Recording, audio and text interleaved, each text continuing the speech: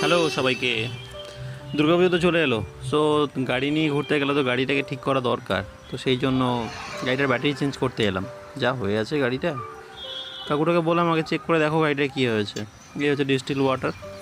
দেখা যাক, ঠিক হলে হবে, না তো ওই ব্যাটারিটাই চেঞ্জ করিয়ে নেবো।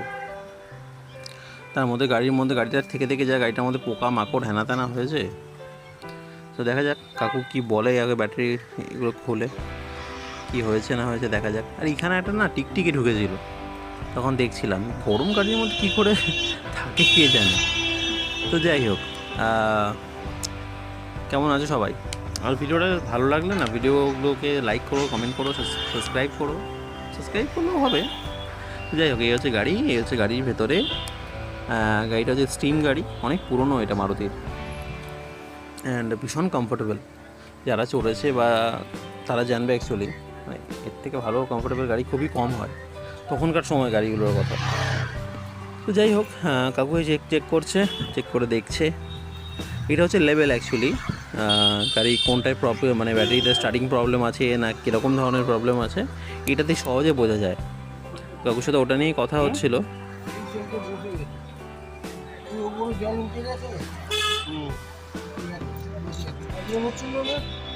হ্যাঁ, সেটা প্রবলেম তো আছে এই ব্যাটারিতে, ভালো করে রেস দিতে হচ্ছে।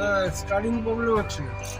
আজকে যখন স্টার্ট দিলাম কোনো স্টার্ট প্রবলেম হয়নি, একবারেই নিয়ে নিয়েছে, কিন্তু ভালো করে রেস দিয়ে রাখতে হয়, রেস দিয়ে বন্ধ করতে হয়।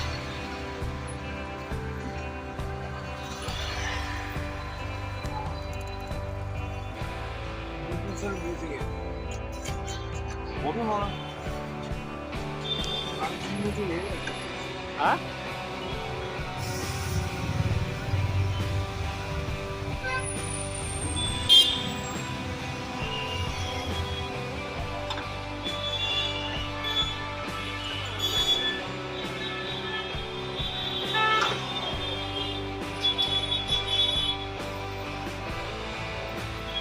আর লোকেশানটা হলো দেশপ্রিয় পার্কে, শরৎ বোস রোড, ভারত পেট্রোলিয়ামের ঠিক অপোজিট সাইডে। এই হচ্ছে এক সাইডের দোকান। আর যাই হোক, ফাইনালি তাহলে ব্যাটারিটাই চেঞ্জ করতে হলো। ওই ব্যাটারিটা আর চলবে না, তো নতুন ব্যাটারি লাগিয়ে নিলাম। কিন্তু আমি বলবো এর থেকে ড্রাই ব্যাটারি ভালো।